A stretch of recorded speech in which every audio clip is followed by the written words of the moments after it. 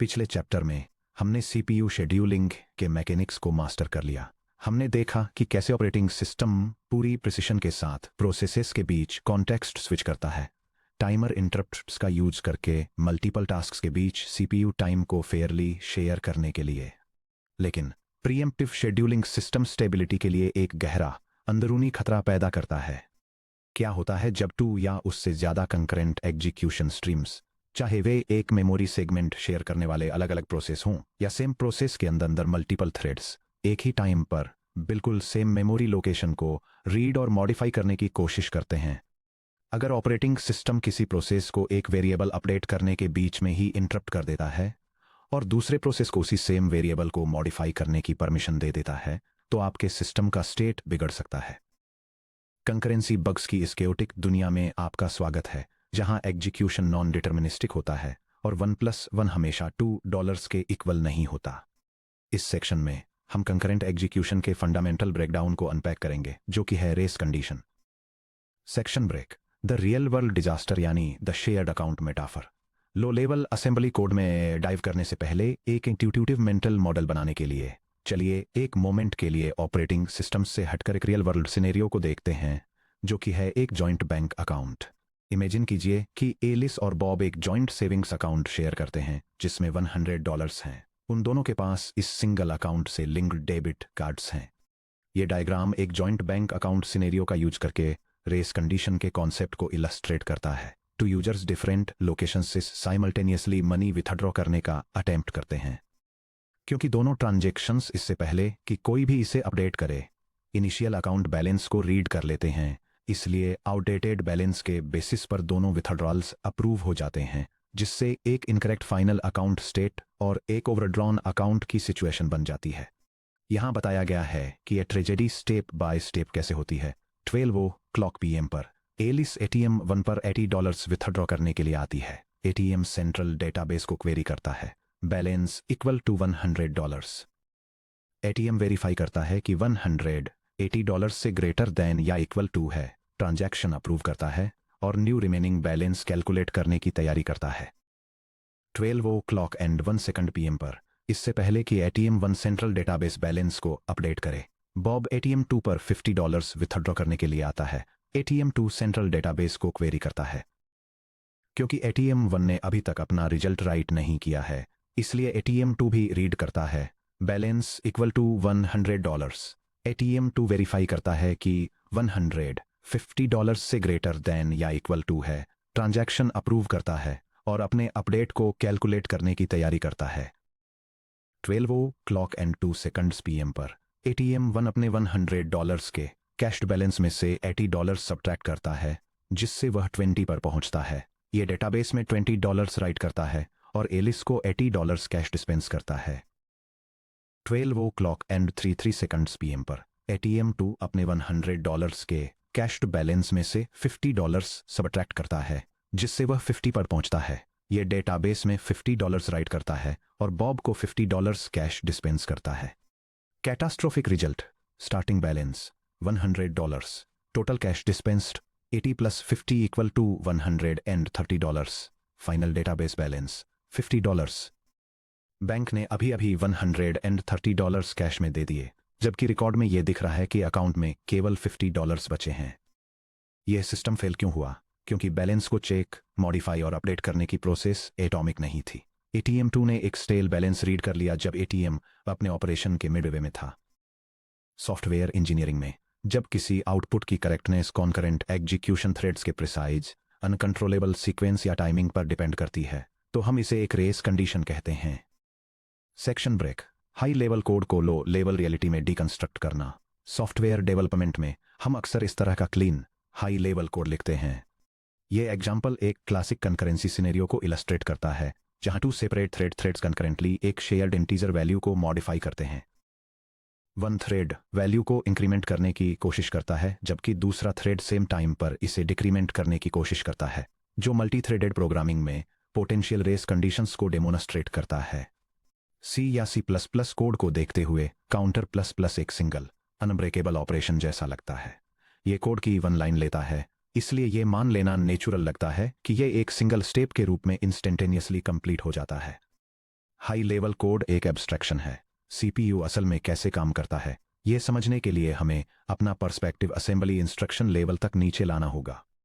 Standard computer architecture जैसे कि x86 या ARM पर एक सीपीयू मेन मेमोरी यानी रैम के अंदर मौजूद वैल्यू को एक सिंगल साइकिल में सीधे इंक्रीमेंट नहीं कर सकता।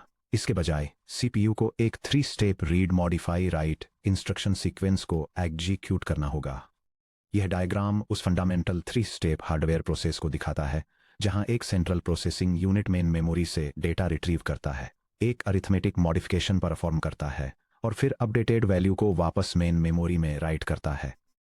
चलिए अपने हाई लेवल सी स्टेटमेंट्स को एक्सप्लिसिट मशीन इंस्ट्रक्शंस में ट्रांसलेट करते हैं। काउंटर प्लस प्लस का assembly breakdown. Thread a load R1 counter का रिजल्ट ये होता है कि रैम से काउंटर की वैल्यू को सीपीयू रजिस्टर R1 में रीड किया जाता है। इंक्रीमेंट R1 का रिजल्ट ये होता है कि रजिस्टर R1 के अंदर की वैल्यू को 1 से इंक्रीमेंट किया जाता है। स्टोर R1 काउंटर का रिजल्ट ये होता है कि अपडेटेड वैल्यू को रजिस्टर R1 से वापस रैम में राइट किया जाता है। काउंटर माइनस माइनस का assembly breakdown. Thread B load R2 counter का रिजल्ट यह होता है कि रैम से काउंटर की वैल्यू को सीपीयू रजिस्टर R2 में रीड किया जाता है। डिक्रीमेंट R2 का रिजल्ट यह होता है कि रजिस्टर R2 के अंदर की वैल्यू को 1 से डिक्रीमेंट किया जाता है। स्टोर R2 काउंटर का रिजल्ट यह होता है कि अपडेटेड वैल्यू को रजिस्टर R2 से वापस रैम में राइट किया जाता है। Section break the anatomy of data corruption interleaved timelines. अब चलिए चैप्टर 3 से सीपीयू शेड्यूलिंग के हमारे नॉलेज को इन मशीन इंस्ट्रक्शंस के साथ कंबाइन करते हैं। मान लीजिए thread A counter plus plus और thread B counter minus minus को एक प्रीएम्प्टिव शेड्यूलिंग एल्गोरिदम का यूज करके एक सिंगल सीपीयू कोर पर शेड्यूल किया गया है। शेयर्ड रैम में काउंटर की इनिशियल वैल्यू 5 है। अगर थ्रेड ए पहले पूरी तरह से रन हो जाता है और उसके बाद थ्रेड बी, तो आउटकम प्रेडिक्टेबल होता है। 5 से स्टार्ट करें, लीड्स टू 6 तक इंक्रीमेंट करें, लीड्स टू 5 तक डिक्रीमेंट करें, करेक्ट। हालांकि टाइमर इंटरप्ट्स हार्डवेयर इंटरवल्स पर होते हैं जिन्हें इस बात से कोई फर्क नहीं पड़ता कि आपके सॉफ्टवेयर ने मल्टी स्टेप कंप्यूटेशन पूरा कर लिया है या नहीं। देखिए क्या होता है जब एग्जीक्यूशन के बीच में एक प्रीएम्प्टिव कॉन्टेक्स्ट स्विच होता है। यह टाइमलाइन मल्टी थ्रेडेड प्रोग्रामिंग में एक क्लासिक रेस कंडीशन को इलस्ट्रेट करती है। यह डेमॉन्स्ट्रेट करते हुए कि कैसे इंटरलीव्ड एग्जीक्यूशन और कॉन्टेक्स्ट स्विचिंग से डेटा इनकंसिस्टेंसी हो सकती है। यह दिखाती है कि कैसे 2 थ्रेड्स एक शेयर्ड मेमोरी वैल्यू को मॉडिफाई करने की कोशिश कर रहे हैं। फर्स्ट थ्रेड वैल्यू को रीड और इंक्रीमेंट करता है, लेकिन सेव करने से पहले इंटरप्ट हो जाता है। सेकंड थ्रेड फिर ओरिजिनल वैल्यू को रीड करता है, इसे डिक्रीमेंट करता है और वापस राइट करता है। जब फर्स्ट थ्रेड रिज्यूम होता है तो ये अपनी खुद की कैलकुलेटेड वैल्यू से सेकंड थ्रेड के चेंजेस को ओवरराइट कर देता है, जिसके कारण एक लॉस्ट अपडेट होता है।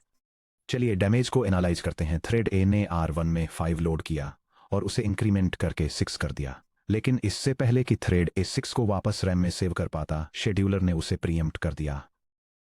थ्रेड भी बीच में आया, उसने अनअपडेटेड रैम वैल्यू 5 को R2 में रीड किया, उसे डिक्रीमेंट करके 4 किया और 4 को वापस रैम में स्टोर कर दिया। थ्रेड ए रिज्यूम हुआ, उसने अपनी saved register state R1 equals 6 को पिक किया और अपना final instruction store R1 counter execute किया।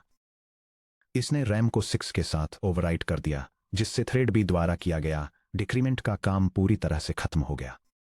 हमने 5 से स्टार्ट किया, 1 इंक्रीमेंट प्लस 1 और 1 डिक्रीमेंट माइनस 1 रन किया और आखिर में हमें 6 मिला।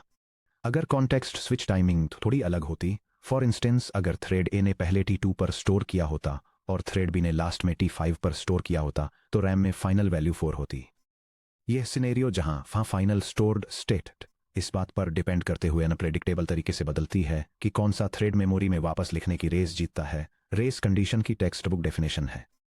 Section break memory architecture threads versus shared IPC processes. Modern computing में यह प्रॉब्लम इतनी आसानी से क्यों होती है, डेटा करप्शन क्यों होता है, इसे समझने के लिए हमें उन मेमोरी कॉन्सेप्ट से वापस कनेक्ट करना होगा जो हमने चैप्टर 2 में पढ़े थे।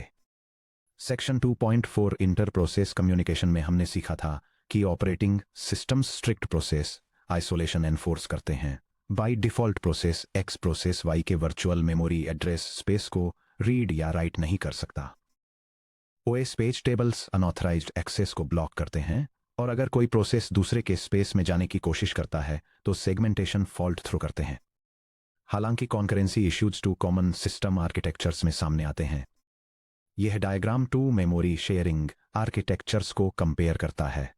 First model shared memory interprocess communication को दिखाता है, जहां सेपरेट स्टैक्स वाले two distinct process random access memory के एक स्पेसिफिक रीजन को शेयर करने के लिए एक्सप्लिसिटली ऑप्ट इन करते हैं। सेकंड मॉडल एक मल्टी थ्रेडेड प्रोसेस को दिखाता है, जहां multiple threads same main memory, global variables और हीप एलोकेशन को इम्प्लिसिटली शेयर करते हैं, जबकि वे अपने खुद के प्राइवेट स्टैक्स को मेंटेन करते हैं। Multi threaded applications section 2.5 same process के अंदर रन होने वाले थ्रेड्स पूरे वर्चुअल एड्रेस स्पेस को शेयर करते हैं, जिसमें ग्लोबल वेरिएबल्स, स्टैटिक मेमोरी और हीप एलोकेशंस शामिल हैं। हर थ्रेड का अपना प्राइवेट स्टैक और प्राइवेट रजिस्टर स्टेट होता है, जैसे ऊपर R1 और R2, लेकिन underlying memory data target share होता है। Shared memory inter process communication section 2.4 जब इंडिपेंडेंट प्रोसेसेस बिना कॉपी किए डेटा को तेजी से पास करने के लिए system 5 shared memory SHM get या मेमोरी मैप्ड फाइल्स MMAP का यूज करते हैं, तो वे OS प्रोसेस आइसोलेशन को बाईपास कर देते हैं। जब डेवलपर्स रो स्पीड के लिए मल्टी थ्रेडिंग या शेयर्ड मेमोरी का यूज करते हैं, तो वे प्रोसेस बाउंड्रीज द्वारा मिलने वाले सेफ्टी नेट को हटा देते हैं। Operating system thread scheduler chapter 3 से हर थ्रेड को एक इंडिपेंडेंट शेड्यूलेबल एंटिटी की तरह ट्रीट करता है, जिसका मतलब है कि यह किसी भी इंस्ट्रक्शन बाउंड्री पर एक थ्रेड को प्रीएम्प्ट कर सकता है। बिना कोऑर्डिनेशन मैकेनिज्म के हाई परफॉर्मेंस कंकरेंसी से डेटा जल्दी ही करप्ट हो सकता है। सेक्शन ब्रेक गेट और technical interview focus interleaved traces को एनालाइज करना। एग्जाम के क्वेश्चंस अक्सर कंकरेंट एग्जीक्यूशन के सभी पॉसिबल आउटकम्स को कैलकुलेट करने की आपकी एबिलिटी को टेस्ट करते हैं। आइए एक एग्जाम स्टाइल सिनेरियो को स्टेप बाय स्टेप समझें। प्रॉब्लम सिनेरियो, दो थ्रेड्स T1 और T2 एक शेयर्ड वेरिएबल x को एक्सेस करते हैं। x की इनिशियल वैल्यू 10 है। थ्रेड T1 एग्जीक्यूट करता है x equal to x times 2। Thread T2 execute करता है x equal to x plus 5। मान लीजिए कि हर high level statement 3 standard machine instructions में ब्रेक होता है, रीड, मॉडिफाई और राइट। 2 कॉलम्स वाली एक टेबल। First column header thread T sub 1 machine sequence. Second column header thread T sub 2 machine sequence. Row 1 first column 1 load R sub 1 comma open bracket x close bracket. Row 1 second column 2 load R sub 2 comma open bracket x close bracket. Row 2 first column 1 B mult R sub 1 comma 2। Row 2 second column 2 B add R sub 2 comma 5। Row 3 first column 1 C store R sub 1 comma open bracket x close bracket. Row 3 second column 2 C store R sub 2 comma open bracket x close bracket. Question, दोनों threads के execution complete करने के बाद x की सभी possible distinct final values क्या हैं? Section break step by step scenario tracing. सभी पॉसिबल फाइनल वैल्यूज का पता लगाने के लिए हम दोनों सीक्वेंशियल ऑर्डरिंग्स को इवैल्यूएट करते हैं, जहां एक थ्रेड दूसरे से पहले पूरी तरह से रन होता है, और इंटरलीव्ड ऑर्डरिंग्स को भी, जहां एक प्रीएम्पशन थ्रेड को मिड एग्जीक्यूशन में इंटरप्ट करता है।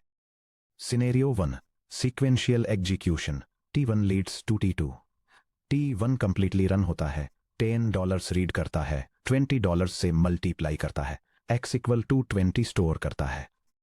T2 कंप्लीटली रन होता है, $20 रीड करता है, $5 ऐड करता है, x इक्वल टू 25 स्टोर करता है। x की फाइनल वैल्यू इक्वल टू 25 है। Scenario 2 sequential execution T2 leads to T1। T2 completely run होता है, $10 रीड करता है, $5 ऐड करता है, x इक्वल टू 15 स्टोर करता है। T1 कंप्लीटली रन होता है, $15 रीड करता है, $30 से मल्टीप्लाई करता है, x इक्वल टू 30 स्टोर करता है। x की फाइनल वैल्यू इक्वल टू 30 है। Scenario 3 T1 read preemption T1 को T2 ओवरराइट कर देता है।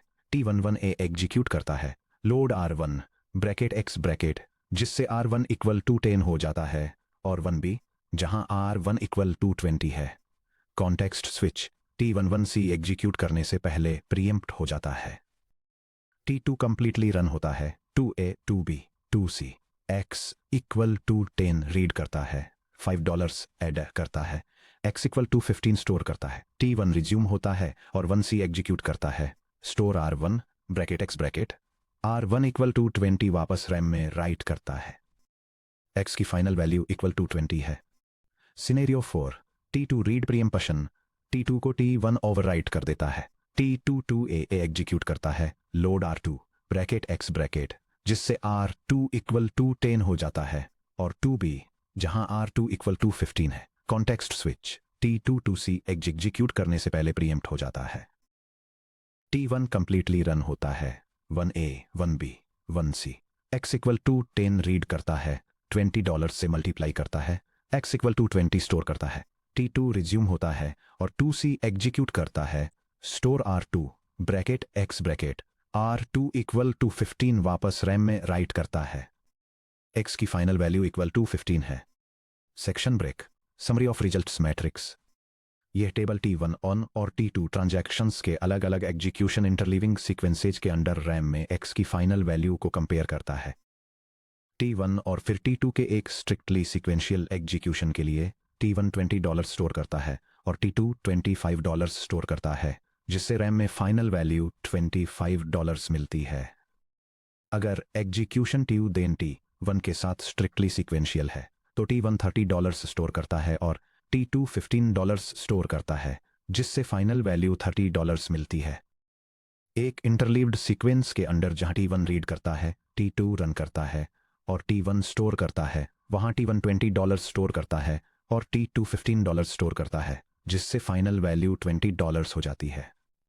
फाइनली जब इस तरह से इंटरलीव्ड हो कि T2 रीड करे, T1 रन करे और T2 स्टोर करे, तो T1 $20 स्टोर करता है और T2 $15 स्टोर करता है, जिससे फाइनल वैल्यू $15 मिलती है।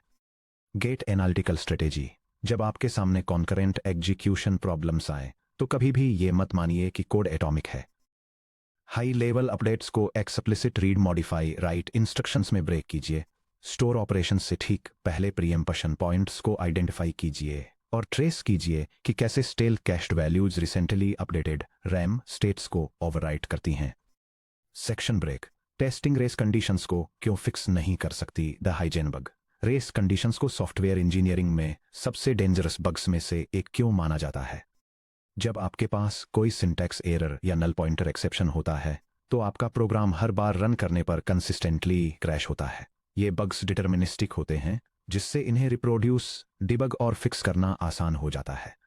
हालांकि रेस कंडीशंस हार्डवेयर टाइमिंग में microsecond variations, CPU cache line invalidations और सिस्टम इंटरप्ट पैटर्न्स पर डिपेंड करती हैं। एक डेवलपर के लाइट टेस्टिंग एनवायरनमेंट में थ्रेड ए थ्रेड बी के स्टार्ट होने से बहुत पहले अपनी 3 असेंबली इंस्ट्रक्शंस को कंप्लीट कर सकता है। कोड हर समय 100% यूनिट टेस्ट्स पास कर लेता है। प्रोडक्शन में हैवी सर्वर लोड के अंडर इंस्ट्रक्शन 1B और 1C के ठीक बीच में एक टाइमर इंटरप्ट हिट करता है, जिससे हर 100,000 रिक्वेस्ट्स में एक बार मेमोरी करप्ट हो जाती है। यह डायग्राम एक डिटर्मिनिस्टिक लॉजिक, एरर और रेस कंडीशन के बीच का डिफरेंस दिखाता है। एक डिटर्मिनिस्टिक बग जब भी रन होता है तो प्रोग्राम को कंसिस्टेंटली क्रैश कर देता है। वहीं दूसरी तरफ एक रेस कंडीशन, जिसे हाइजेन बग भी कहा जाता है, इंटरमिटेंट होती है। यह सक्सेसफुली कई टेस्ट रन्स को पास कर लेती है, लेकिन हैवी प्रोडक्शन लोड्स और स्पेसिफिक टाइमिंग इंटरप्ट्स के दौरान डेटा करप्शन को ट्रिगर करती है। Software engineers in non deterministic anomalies को हाइजेन बग्स कहते हैं, यानी ऐसे बग्स जो तब गायब हो जाते हैं या अपना बिहेवियर बदल लेते हैं जब भी आप डिबगर का यूज करके उन्हें स्टडी करने की कोशिश करते हैं, क्योंकि डिबगर अटैच करने के डिलेज एग्जीक्यूशन टाइमिंग को बदल देते हैं। क्योंकि सिर्फ सॉफ्टवेयर टेस्टिंग से रिलायबली रेस कंडीशंस को नहीं पकड़ा जा सकता, इसलिए हम करेक्ट कंकरेंट सॉफ्टवेयर लिखने के लिए सिर्फ लक या सटल टाइमिंग पर रिलाई नहीं करते। हमें सिंक्रोनाइजेशन के गारंटीड हार्डवेयर और OS एनफोर्स्ड रूल्स की जरूरत है। Section break. हमें क्या चाहिए? The principle of atomicity. Race conditions को प्रिवेंट करने के लिए हमें शेयर डेटा को एक्सेस करने वाले कोड ब्लॉक्स पर एटॉमिसिटी नाम की प्रॉपर्टी को एनफोर्स करने की जरूरत है। एक ऑपरेशन एटॉमिक होता है, जो ग्रीक वर्ड एटमॉस से डिराइव्ड है, जिसका मतलब इंडिविजिबल होता है, अगर यह एग्जीक्यूशन के एक सिंगल अनइंटरप्टेबल यूनिट की तरह बिहेव करता है। यह डायग्राम CPU ऑपरेशंस के एक वल्नरेबल नॉन एटॉमिक सीक्वेंस को एक प्रोटेक्टेड एटॉमिक सीक्वेंस से कंपेयर करता है। वल्नरेबल सीक्वेंस में लोडिंग, इंक्रीमेंटिंग और वैल्यू को स्टोर करने के इंडिविजुअल स्टेप्स के बीच में इंटरप्ट्स आ सकते हैं, जिससे रेस कंडीशंस हो सकती हैं। प्रोटेक्टेड सीक्वेंस में ये स्टेप्स एक इंडिविजुअल यूनिट की तरह एग्जीक्यूट होते हैं, जिससे इंटरप्शंस प्रिवेंट होते हैं और डेटा इंटीग्रिटी इंश्योर होती है। अगर पूरा read modify right sequence load INCR store atomically execute हो सके, तो किसी भी दूसरे CPU थ्रेड को काउंटर पर रीड या राइट करने की परमिशन नहीं होगी, जब तक कि यह पूरा 3 स्टेप सीक्वेंस फिनिश नहीं हो जाता। ये हमें ऑपरेटिंग सिस्टम डिजाइन के एक फंडामेंटल चैलेंज पर लाता है। हम कोड के उन सेक्शंस को कैसे डेजिग्नेट करते हैं जो शेयर्ड मेमोरी को मॉडिफाई करते हैं, और हमारे सिस्टम को कौन से मैथमेटिकल रूल्स एनफोर्स करने चाहिए ताकि यह गारंटी दी जा सके कि कंकरेंट थ्रेड्स कभी भी शेयर्ड डेटा को करप्ट न करें। सेक्शन ब्रेक, सेक्शन समरी और कोर टेकअवेज। आइए रिव्यू करते हैं कि हमने इस सेक्शन में क्या कवर किया है। Race conditions defined. एक रेस कंडीशन तब होती है जब multiple execution threads shared data को एक साथ रीड और राइट करते हैं और फाइनल आउटपुट एग्जीक्यूशन टाइमिंग के सटीक नॉन डिटर्मिनिस्टिक ऑर्डर पर डिपेंड करता है। High level illusion. High level code की सिंगल लाइंस जैसे counter plus plus multi step read modify write assembly sequences में ट्रांसलेट होती हैं, जैसे load, modify, store. Preemption breakdowns. Preemptive scheduling processes को बीच सीक्वेंस में इंटरप्ट कर देती है। अगर कोई थ्रेड किसी शेयर्ड वेरिएबल को रीड करता है, प्रीएम्प्ट हो जाता है और बाद में अपना रिजल्ट वापस राइट करता है, तो ये इस बीच दूसरे थ्रेड्स द्वारा किए गए अपडेट्स को ओवरराइट कर देता है। ट्रैप कहाँ एग्जिस्ट करता है? रेस कंडीशंस वहां पैदा होती हैं जहां भी मेमोरी शेयर की जाती है, विशेष रूप से एक प्रोसेस के थ्रेड्स में, यानी शेयर्ड वर्चुअल मेमोरी में या शेयर्ड मेमोरी IPC का यूज करने वाले प्रोसेसेस में। Testing limitations. Race conditions non deterministic heisenbugs हैं। आप उन्हें रिलायबली टेस्ट करके दूर नहीं कर सकते। आपको सिंक्रोनाइजेशन प्रिमिटिव्स का यूज करके सॉफ्टवेयर डिजाइन करना होगा। Section break.